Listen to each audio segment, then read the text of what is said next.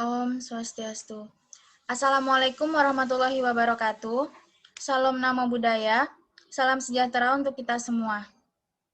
Selamat pagi Ibu, selamat pagi teman-teman. Mohon izin memperkenalkan diri.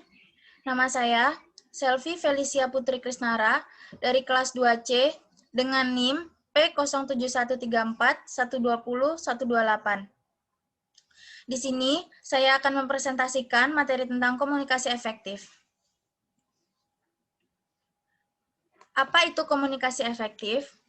Komunikasi efektif merupakan suatu proses pertukaran ide, pemikiran, pengetahuan, dan informasi yang bertujuan untuk memberikan pemahaman dengan sebaik mungkin kepada penerima dalam komunikasi tersebut.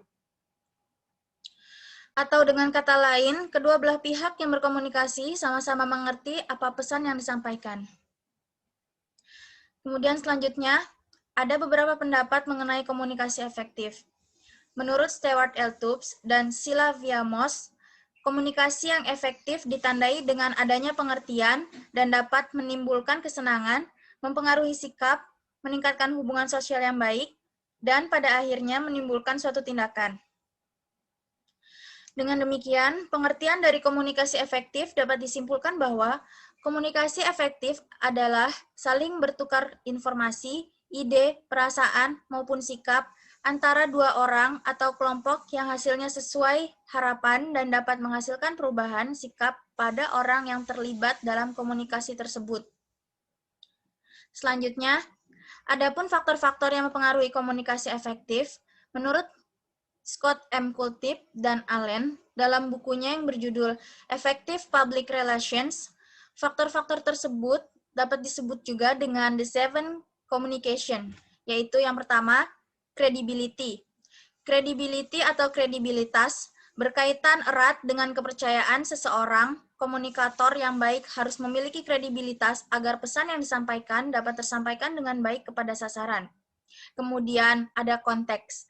Konteks berupa kondisi yang mendukung ketika berlangsungnya komunikasi. Selanjutnya ada konten. Konten atau isi pesan merupakan bahan atau materi inti dari apa yang hendak disampaikan kepada audiens atau penerima pesan. Selanjutnya ada clarity. Clarity, pesan yang jelas alias tidak menimbulkan penafsiran yang bermacam-macam, merupakan salah satu kunci keberhasilan dalam berkomunikasi. Selanjutnya ada continuity dan konsistensi. Agar komunikasi berhasil terjadi dengan baik, maka pesan atau informasi perlu disampaikan secara berkesinambungan atau kontinu dan secara konsisten. Selanjutnya ada capability of audience. Capability of audience merupakan komunikasi dapat dikatakan berhasil apabila sang penerima pesan dapat memahami dan melakukan apa yang terdapat pada isi pesan yang telah disampaikan. Dan yang terakhir yaitu channels of distribution. Channels of distribution, selain berbicara secara langsung kepada audiens, ada cara lain untuk berkomunikasi, yaitu menggunakan media. Contohnya seperti kita saat ini, melalui media internet, bisa juga dengan melalui media seperti telepon, poster, dan masih banyak media lainnya. Selanjutnya, aturan dalam komunikasi efektif. Yang pertama, komunikator harus menghargai orang yang menjadi sasaran komunikasi. Kemudian selanjutnya, komunikator dapat menyesuaikan diri.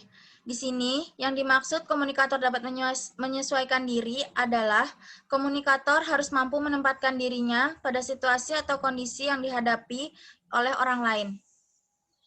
Selanjutnya, pesan yang diterima oleh penerima pesan dapat didengarkan dengan baik. Kemudian, pesan yang disampaikan harus jelas. Kejelasan pesan sehingga tidak menimbulkan multi-interpretasi.